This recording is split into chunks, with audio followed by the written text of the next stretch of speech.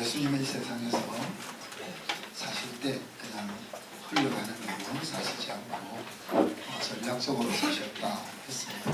플랜을 가지고 사셨다는 거죠.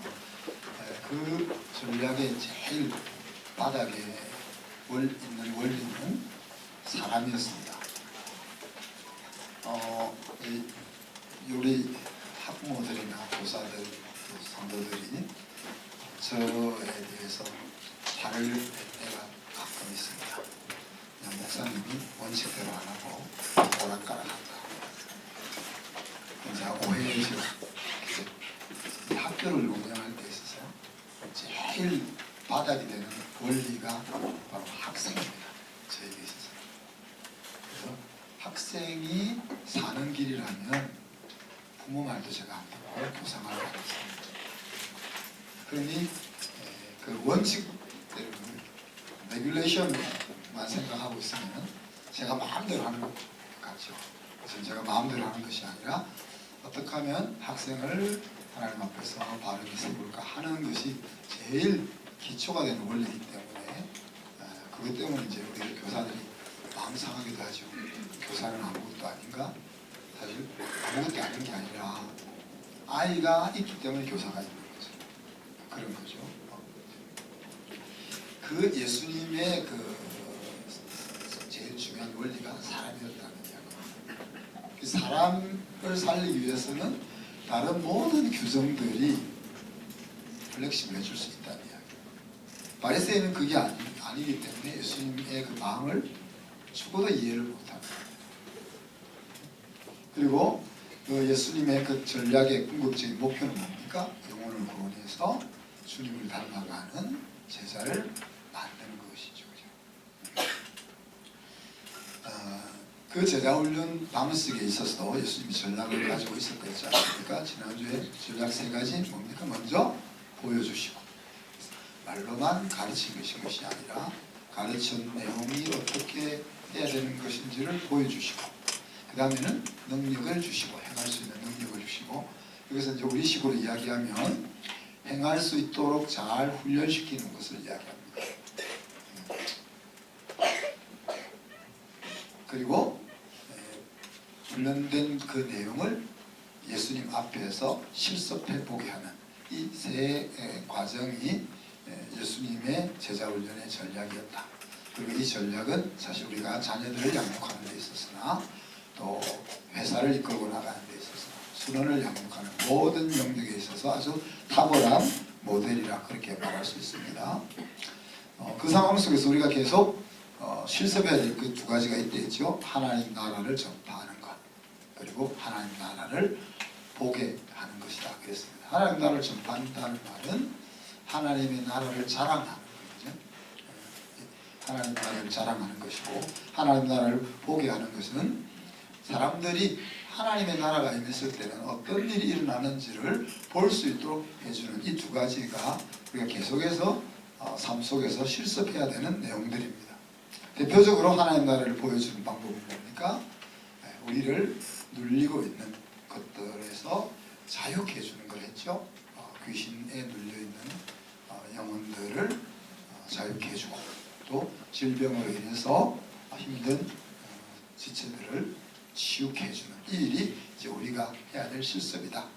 그래서 우리가 능력이 있으나 없으나 상관이 없이 실습을 계속 해야 됩니다. 능력이 없으면 없을수록 더 많이 실습을 해야 되는 부분이라고 말할 수가 있습니다.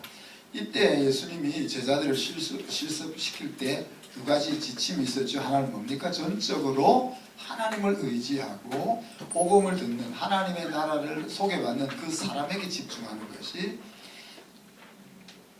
것이고 또 하나는 제자들이 가져야 될 태도가 그냥 예수 믿어주세요 하나님 나라에 들어와 주세요 라고 구걸하는 것이 아니라 세상에서 가장 귀한 선물을 전해주는 대사처럼 그런 태도를 가질 것을 말씀하셨습니다.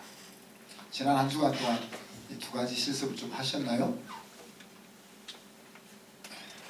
하셨으리라 믿고 제가 답을 들으면 제가 실망합니다. 그래서 이제 내일부터 3주 동안 좋은 실습의 기회를 우리가 가집니다. 릴레이 금식 기도죠. 그 기도를 통해서 하나님이 어떻게 일하시는지 우리 한번 경험할 수 있기를 바랍니다. 오늘은 이제 예수님의 삶 중에 마지막 6번째입니다. 예수님의 삶을 6번으로 다 우리가 살펴볼 수는 없겠지만 그 마지막 예수님의 삶은 제자들과 함께하는 거였습니다. 예수님께서 십자가에 달려 죽을 것을 예고하시자 제자들은 근심과 걱정에 쌓였습니다. 그렇죠. 그렇게 지금 3년 동안 사실 생업도 버리고 쫓았는데 헛고생이다. 그죠? 앞으로 그럼 뭘 해먹고 사냐, 어떻게 하냐 이런 것들로 인해서 근심과 염려가 찾아옵니다. 예수님 또한 제자들 생각하니까 염려가 됐습니다. 왜요? 너무 나약하니까. 그런데 그들이 사역해야 될 세상은 너무 악하니까 거기다가 자신은 그들을 두고 떠나야 되니까 예수님이 염려가 되는 거죠. 그래서 예수님이 이 염려되는 상황 속에서 내린 조치가 오늘 하신 말씀이죠. 내가 지금까지 너희와 함께 3년 동안 함께 했는데 앞으로 영원히 너희와 함께 하겠다. 이것이 이제 예수님이 내린 조치입니다. 제자들이 함께 한다는 이 말을 들었을 때 무엇인지 알고 있었을 것 같아요. 어떤가 여러분? 여러분 각자 함께 한다 하는 생각이 다 다를 텐데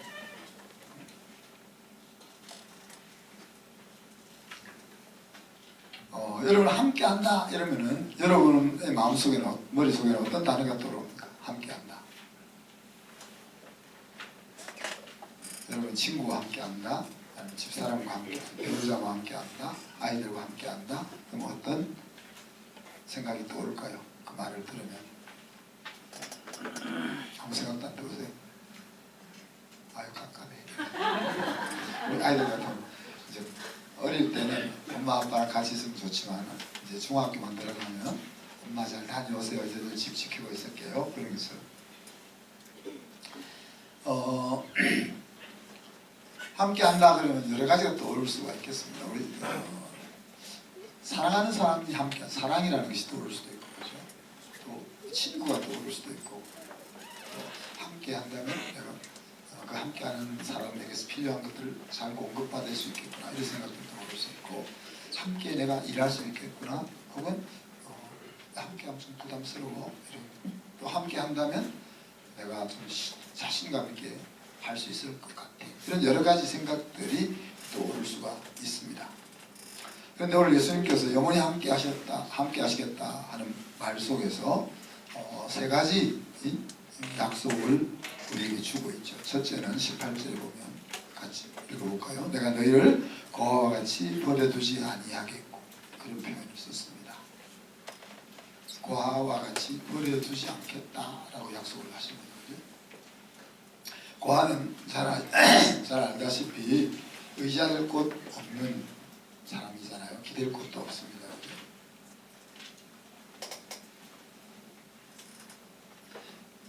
제자들이 예수님이 하나님에게로 가버리면 마치 고아와 같이 버려진다 그런 생각을 가지고 있는 거죠. 그래서 내가 너희들을 그렇게 버려두고 가는 거 아니야.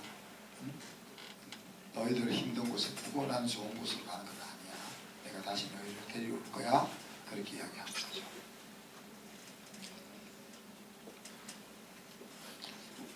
우리는 어려운 일을 만나거나 곤고할 때가 되면은 나 혼자라는 느낌을 종종 가지게 되죠. 그죠? 아플 때는 더 그렇습니다. 아플 때는 배우자도 전혀 아픔에 도움이 안 되잖아요. 심지어 우리가 믿음의 사람들도 마찬가지죠. 엘리야 같은 경우도 혼자 같은 느낌이 든다는 이야기죠. 그런데 오늘 말씀은 너희가 혼자가 아니다. 그런 이야기 함께 하겠다는 말이에요. 최소한 너를 위해서 목숨을 줄 수 있는 한 명의 친구는 너 곁에 있어. 그러니까 예수님인 거죠. 우리와 함께하는 사람들이 여러 있지 않습니까? 배우자도 함께하고 자녀들도 함께하고 사랑하는 친구들도 함께하고 동료들, 직장 동료들도 함께하는데 그들 각자가 감당하기 힘든 일들을 막 부닥치면은 그들이 나빠서가 아니라 우리를 떠날 수밖에 없는 상황이 오는 거죠. 그래서 제가 빨리 떠나려고 하다 요즘은 야, 우리 집 사람을 사랑한다면 내가 오래 살아야지 그런 생각을 해요.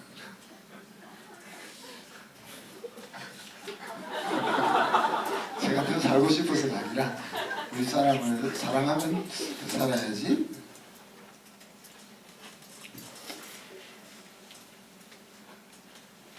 그래서 우리 곁에 사실 나를 아껴주는 사람들이 다 떠나도 저까지 떠나지 않을 한 분이 적어도 한 분이 계신다. 얼마나 위로가 됩니다. 두 번째 약속은 16절에 보면 다른 보혜사를 보내주시겠다. 다른 보혜사를 보내주셔서 영원히 함께하겠다. 그런 약속을 주시죠. 예수님이 십자가에 죽으시는데도 예수님이 우리와 함께 할 수 있는가 이런 생각을 우리가 가질 수 있습니다. 예수님이 부활하셔서 하나님에게로 하늘나라로 가버리는데도 우리와 함께 할 수 있는가 생각할 수 있잖아요. 그 길이 뭡니까? 다른 친구를 보내주겠다고 약속하는 겁니다. 여기서 다른이라는 말은 동물과 사람이 다른 이런 표현이 아니고 남자와 여자가 다른 아니면 그와 나가 다른 이런 다른을 이야기하죠. 자기와 똑같은 하나님인 똑같은 능력을 가지고 있는 똑같이 우리를 살아가는 친구 되시는 성령님을 보내주시겠다. 그래서 다른 보혜사라는 말을 쓰는 거죠. 파라크레이토스, 다시 말하면 곁에서 도와주시는 하나님을 소개해 주겠다. 예수님이 이 땅에 오셔가지고 항상 제자들 곁에서 그들을 가르치시고 그들을 함께 하셨던 것처럼 성령님이 이제 다시 우리 곁에서 우리와 함께 하시고 우리를 도와주시겠다. 그런 이야기입니다. 예수님과 성령님을 비교해보면 똑같지만은 다르잖아요. 예수님은 우리와 같은 몸을 입고 오셨기 때문에 지금 이 자리에 예수님이 계신다면 우리 집에는 예수님이 안 계신 것입니다. 그러나 성령님은 이제 영으로 우리에게 오셨기에 제 마음속에도 있지만 지금 말씀을 듣고 있는 여러분 마음속에도 계시고 그렇게 다른 거죠. 또 이 성령님은 오늘 그 제자들 속에서 내주하신다 그런 표현을 썼습니다. 다르게 이야기하면 어떤 일이 일어나도 떠나지 않고 동고동락하신다는 이야기입니다. 구약시대에도 성령께서 계셨잖아요. 창조 때부터 성령께서 계셨으니까. 그러나 성령은 하나님의 일을 하실 때 임했다가 일이 끝나면은 떠나가셨습니다. 그러나 이제 오순절 이후에 예수님이 약속하신 이 성령님은 그냥 우리에게 일을 시키기 위해서 하나님의 일을 시키기 위해서 오시는 것이 아니라 우리와 함께 살기 위해서 우리가 하나님의 집이 되게 하기 위해서 오시는 거죠. 그분을 예수님은 진리의 영이라 그렇게 소개합니다.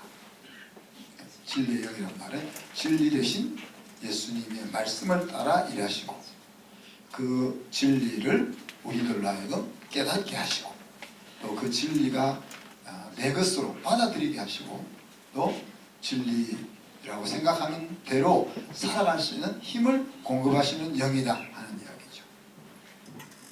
그래서 과거에는 예수님이 육체로 우리와 함께 하셨다면 이제 이 세상을 떠난 이후에는 영으로 성령으로 영원히 우리와 함께 하겠다. 그러니까 성령으로 함께 하는 것이 예수님께서 제자들과 영원히 함께 하는 방식이다 하는 이야기입니다.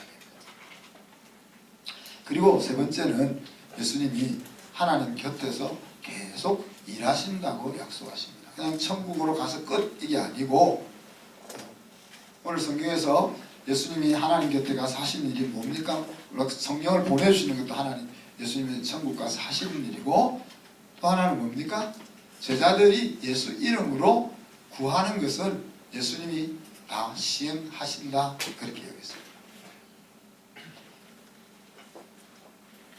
예수님의 십자가 죽으심을 통해서도 하나님 앞에 영광이 돌아갔지만 제자들이 기도하는 것을 듣고 예수님이 그 기도가 이루어지게 하는 것을 통해서 하나님이 높아진다 하는 이야기입니다.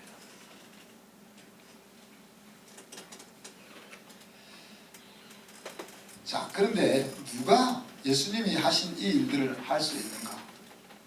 오늘 12절 보면 예수님이 강조하는 것이 진실로 진실로 너희에게 이르노니 나를 믿는 자는 내가 하는 일을 그도 할 것이요 또한 그보다 큰 일도 하리라. 그렇게 말씀하십니다. 예수님이 하신 일과 예수님이 살았던 그 삶을 살 수 있는 사람은 바로 예수님을 믿는 제자들이다 하는 이야기죠. 여기서 믿는다는 것은 믿고 의탁한다는 것을 말합니다. 그죠? 우리 아들을 훌륭한 축구 선수가 되게 해줄 줄로 믿습니다라고 손흥민 아버지 손흥정 씨한테 맡기면은 무슨 말이에요? 우리 아들이 훌륭한 축구 선수가 되는 것은 당신 손에 달렸으니까 알아서 해주세요라고 완전히 맡기는 것을 이야기하잖아요. 그런 것이 믿음이라는 거예요. 우리가 그냥 믿습니다라고 말하는 그런 단어의 의미가 그런 거예요. 내가 당신을 믿습니다라고 얘기할 때 그 일에 있어서는 완전히 당신이 책임질 수 있을 거로 믿고 맡긴다 하는 의미가 담겨 있는 거죠. 제자들이 우리가 예수님을 온전하게 믿으면 예수님이 하신 일을 할 수 있다 했습니다. 예수님이 선언했던 그 일, 또 예수님이 보여주셨던 그 일, 예수님이 제자들에게 위임했던 그 일을 할 수 있는데 그 할 수 있는 비밀은 믿음에 있다는 거죠.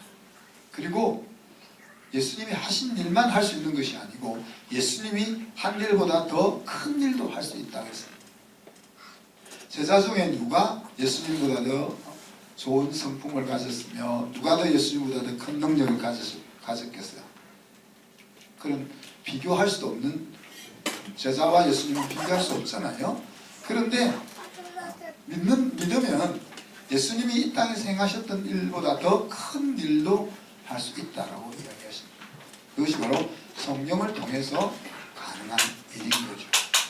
그래서 예수님은 유대 땅에만 왔다 갔다 하면서 12제자 키우고 말았지만 오순절 성령이 임한 뒤에 제자들은 땅끝까지 복음을 전하면서 제자 삼는 일을 하고 있는 것입니다.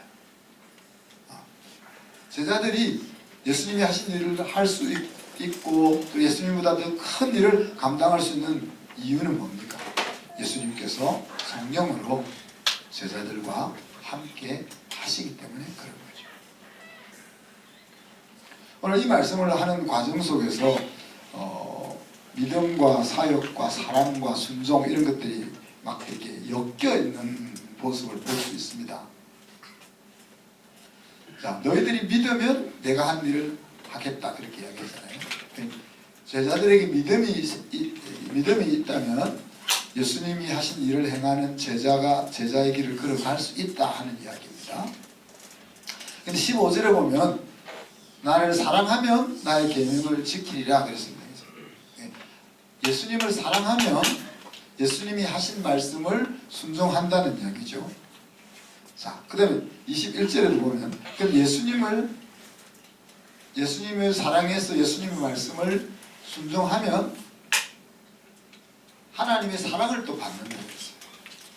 하나님의 사랑만 받는 것이 아니고 또 예수님도 그를 더 사랑해서 그에게 예수님을 그의 삶 속에서 예수님을 나타낸다 그랬습니다.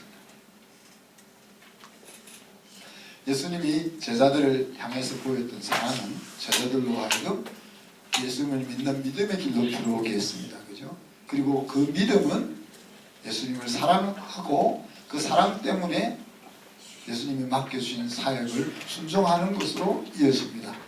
그리고 그렇게 말씀을 실천하면 다시 하나님의 사랑을 받고 또 예수님의 더한 사랑을 받는 이런 일들이 일어나고 있는 거예요. 다르게 이야기하면 예수님은 자신을 따르는 제자들의 삶에 이런 선순환이 일어나기를 원하고 있습니다. 한마디로 이야기하면 사랑받고 사랑받는 인생의 선순환이 일어나기를 원하시는 거죠. 여러분 세시봉이라는 가수들을 아시나요? 일부 때는 모르는데 수현장님 모르시는구나. 억만 번 더 들어도 기분 좋은 말 사랑해. 이 노래 부른 김세환 장로님 아세요? 억만 번 더 들어도 기분 좋은 말 사랑해. 이 사랑받는 즐거움을 정말 잘 표현한 가사 안 같아요? 사랑하고 사랑받는다는 것이 우리 인간이 누릴 수 있는 행복의 가장 중요한 요인이다, 그렇게 생각을 하게 됩니다. 자, 오늘 말씀의 엑스티핏은 나는 예수님이 함께 하신다 하는 사실을 기억하고 살 것인가. 기억하면 앞에 얘기 부담스러워 이럴 수도 있겠지만 그것보다는 더 사랑하는 예수님과 함께 예수님이 가지고 있는 모든 자원을 다 사용해서 그리고 친구처럼 신나게 이런 삶의 역동성이 일어날 수 있을 줄로 생각하는 거죠. 세상 사람들은 자기가 가지고 있는 것을 자랑합니다. 돈을 가지고 있는 사람은 재산을 자랑하고, 재주가 많은 사람은 재주를 자랑하고, 인맥이 많은 사람은 자기 인맥을 자랑하고, 하여튼 자기가 가진 것을 자랑합니다. 그리고 자랑하는 것 앞에서 우리가 주눅이 들죠. 내가 없기 때문에. 나야가라 폭포를 가지고 이 자랑에 대한 예화가 좀 많이 만들어졌더라고요. 일본 목사님, 아니면 또 한국 목사님, 또 로버트 슐러 목사님 다 등장을 하는데 이런 이야기입니다.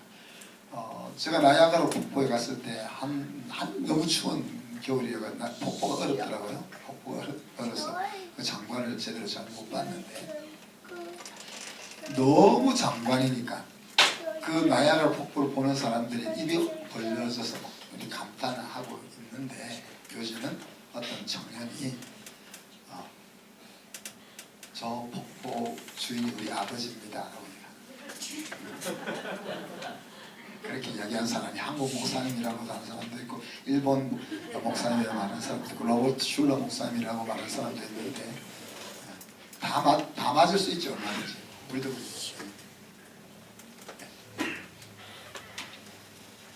그 장관이 대단한 사실 그 주인이면 입장료만 받아도 그죠. 교회를 몇 개나 지을 수 있어요.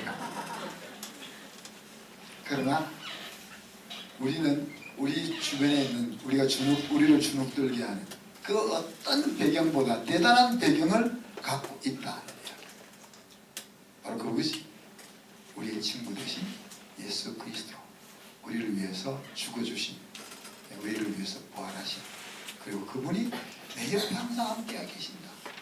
그것이 든든한 배경이라 하는 이야기죠. 저와 여러분이 예수님의 제자의 삶을 살겠다, 그렇게 마음을 먹으면 바로 예수님이 우리 곁에서 영원히 함께 계시면서 마르지 않는 샘물 같은 자원이 되주는 겁니다.